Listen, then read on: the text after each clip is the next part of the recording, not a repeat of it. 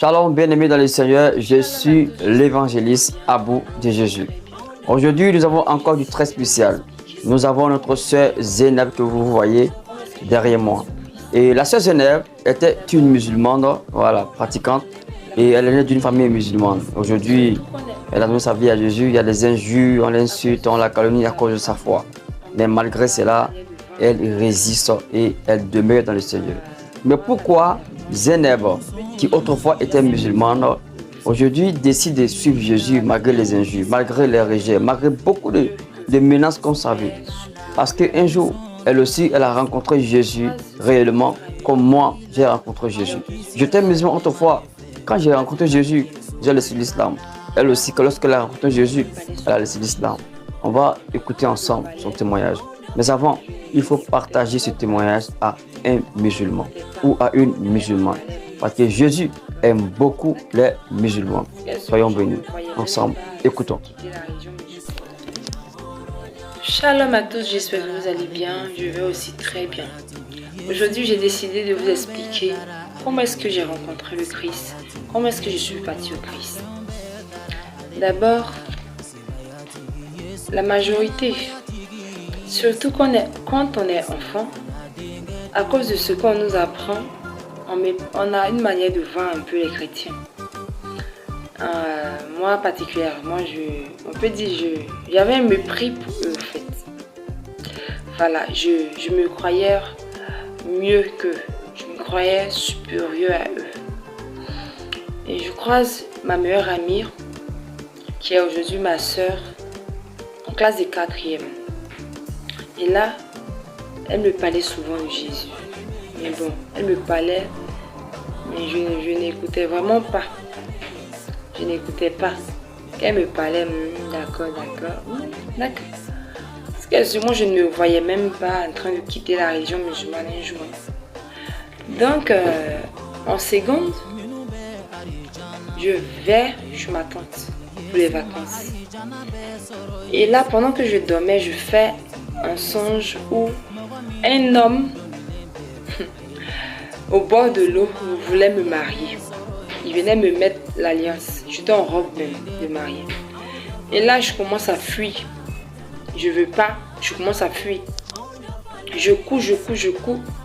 Et arrivé un moment, je crie, mon Dieu, aide-moi, mon Dieu, aide-moi. Mais il continue à me poursuivre. Et en courant, je tombe. Et là, quand je tombe, il s'approche de moi. Et là, moi qui ne crois pas en ces trucs-là, moi qui ne suis pas chrétienne, c'est Jésus qui sort de ma bouche. Et lorsque Jésus sort de ma bouche, il y a une forte lumière. C'est-à-dire la lumière, tu vois, c'est un homme. Mais à cause de la forte lumière, tu n'arrives pas à bien voir. Et la lumière est tellement forte.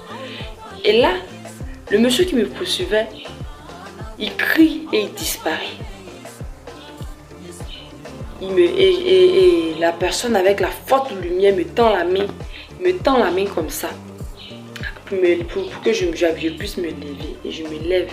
Et puis je dis Jésus. Et en disant Jésus, je dis Jésus en me réveillant.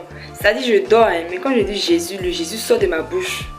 Et là, j'étais là, ma cousine me dit, aïe, qu'est-ce qu'elle a fait de Jésus ça? Toi, tu es musulmane et puis Jésus dans ta bouche matin. Je n'ai rien dit, je n'ai même pas expliqué ce qui s'est passé, j'ai rien dit. Et là, je suis là jusqu'à... En ce moment, ma camarade souvent même m'invitait, quand il y a action de grâce, les trucs à l'église comme ça, là. Et souvent, ils préparent, là, elle m'invite. Et puis, je vais à terre. Une ou deux fois, je suis partie pour manger, quoi. Ils ont tout ce qu'ils disent là-bas. C'était pas trop mon affaire. Et là, en classe de terminale, pendant que j'étais en classe de terminale, je bossais tardivement. Je pouvais commencer à 20h jusqu'à minuit, à 1h, je bossais. Et pendant que j'étais là à bosser, je me suis endormie. Je bossais sur la terrasse, je me suis endormie sur mon cahier. Je me suis couchée sur la table comme ça, puis je me suis endormie. Et pendant que je dormais, je sens quelqu'un toucher mon épaule.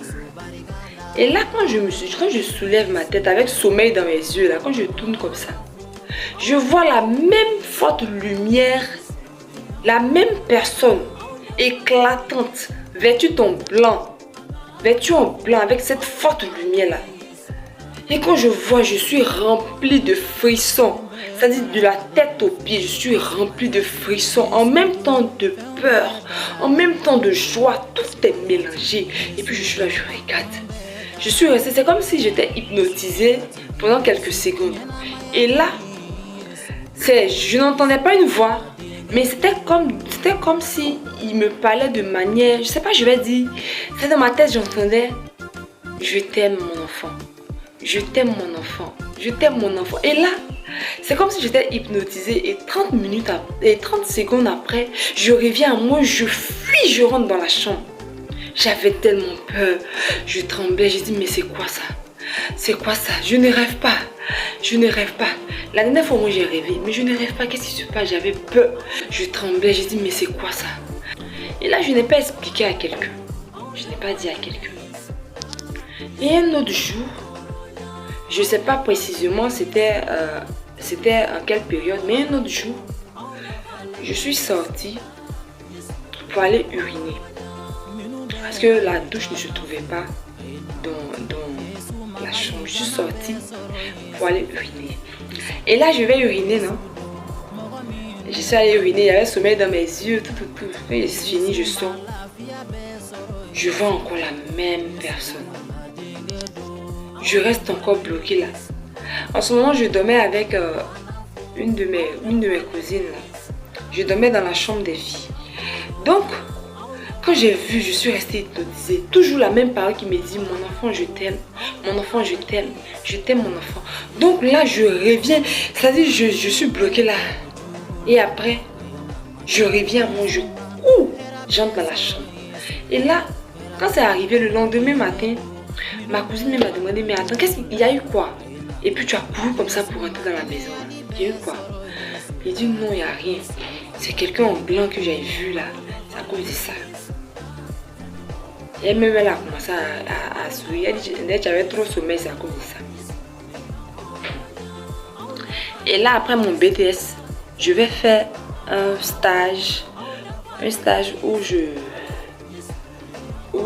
qui n'était pas loin, qui n'était pas proche de la maison du coup. J'ai quitté la maison de mon père et je suis allée m'installer à un endroit plus proche de mon lieu de stage. Et j'étais là. J'étais là. Et puis, c'est-à-dire, le 31 décembre, là, le 31 décembre, au lieu de peut-être vouloir partir, sortir, aller à un rencard, tout ça, je suis attirée, je veux partir à l'église. Je ne comprends pas. Je suis là, je lutte jusqu'à 22h là. J'ai dit non. C'est quelque chose me tire. Je lutte, mais jusqu'à... Je me suis levée, je me suis lavée, j'ai dit je m'en vais à l'église. Donc vu que ma camarade m'invitait souvent à l'église là, donc son église là, j'ai décidé de partir là-bas. Et j'arrive là-bas, les 31 décembre, là, on voit l'ambiance, tout ça. Il y avait l'ambiance, ça dansait, tout ça. Et pendant un moment, il y avait une forte prière. Et l'esprit tombe sur moi.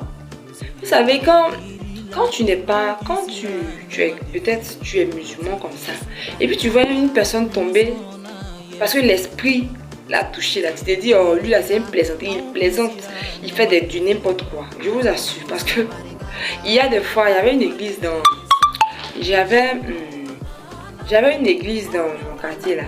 Quand je voyais les gens faire des délivrances, je me dis, mais celui-là, mais il se fout de qui? Donc, l'esprit tombe sur moi. C'est pas du jeu. C'est pas du jeu.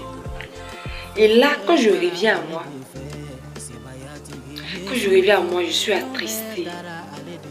Je suis bizarre. Je dis, hey, qu'est-ce qui se passe? Qu'est-ce qui se passe? Et là, on finit tout. On rentre à la maison. Le dimanche qui a suivi, j'ai dit je vais partir à l'église. Non, il faut que je parte à l'église. Mais quelque chose est arrivé, j'ai pas pu partir. J'ai pas pu partir. Et là, l'autre dimanche qui a suivi, je suis partie. Et lorsque j'arrive là-bas, je vais voir, arrivé là-bas, il y a un pasteur qui est malien, qui était musulman, qui est devenu chrétien. Et lui, c'est lui qui a prêché ce jour-là. Il a expliqué son témoignage. Il parlait, dans tout ce qu'il disait, j'avais l'impression que c'est à moi qu'il parlait. L'Esprit de Dieu t'appelle. Le Seigneur t'appelle. Il t'appelle, mais tu refuses de venir. Tu refuses de venir. Il t'aime. Viens à lui. C'est-à-dire, je suis là et puis il dit, je dis non, c'est pas de moi il parle. Alors que je sais très bien que c'est de moi il parle. Je suis là. Je tourne sur moi, je me dis, hey, c'est quoi ça là? Quel est le problème au juste? Moi là, je suis née dans une famille musulmane. Bon, il y a quoi? Moi, j'ai pas dit je veux devenir chrétienne. Qu'est-ce qui se passe? Mais on dit, présentation de nouvelles personnes. Et là, quand je me lève,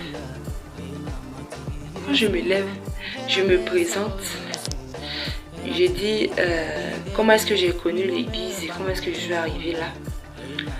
Et je précise que je suis musulmane, mais en même temps je dis que je donne ma vie au Seigneur, Jésus-Christ. Et c'était une joie immense en tout cas. Mais en même temps que j'ai dit ça, là, il y avait un petit regret derrière. J'ai dit mais attends, bon pas un petit regret mais disons une peur. J'ai dit de toute façon ça a commencé là, de toute façon j'ai dit ça là. Si mon papa m'attrape un jour dans ça là, s'il m'attrape. Et puis, chose bizarre, l'église n'était pas loin de chez mon papa. Hein. C'était pas loin de chez mon papa. Hein.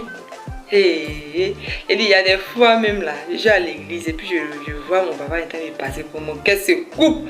Tout est mélangé en même temps dans ma tête. Vous voyez, non? J'avais vraiment très peur.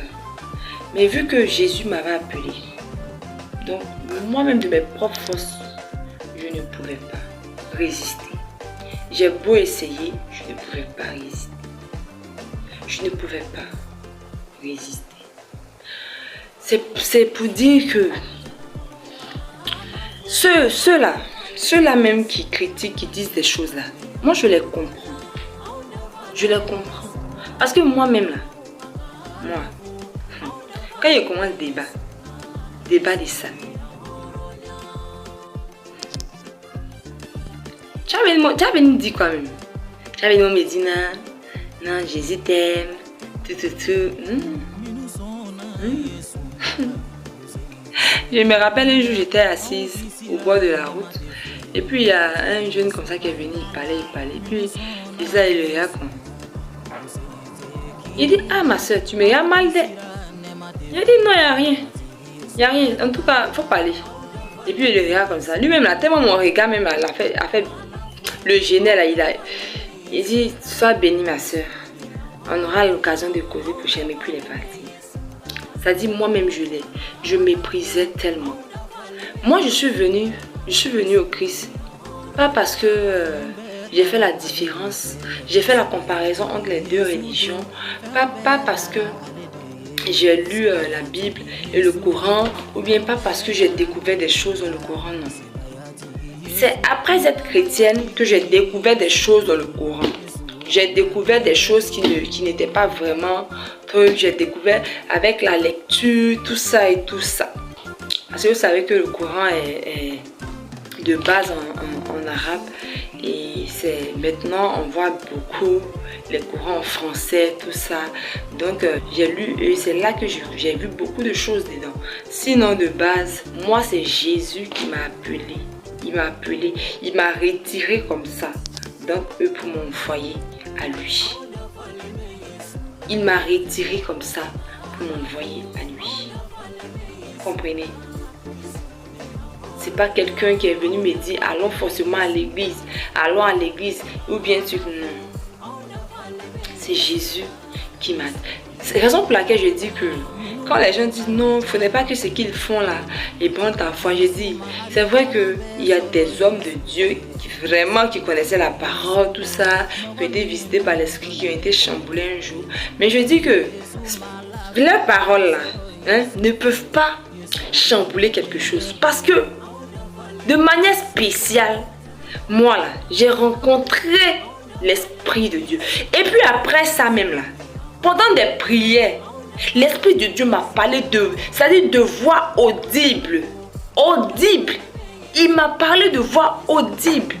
Il est réel. Du coup là, peu importe ce qu'ils disent là, moi ça ne peut pas venir moi me faire poser la question. Est-ce que non? Non. C'est pas possible. C'est pas possible. C'est pas possible parce que j'ai ma relation particulière avec mon Dieu.